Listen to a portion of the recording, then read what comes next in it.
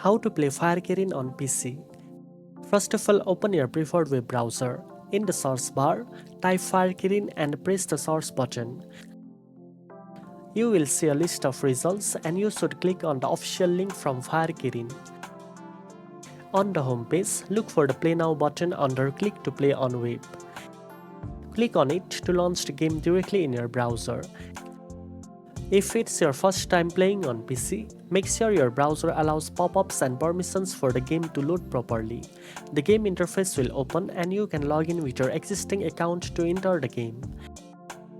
Once logged in, you can navigate the game menus using your mouse and keyboard, join different tables and events, and enjoy all the FireKirin features available for PC users. Now you know how to play FireKirin on PC. If you found this video helpful, don't forget to like, share and subscribe for more gaming tips. Thanks for watching and I'll see you in the next one.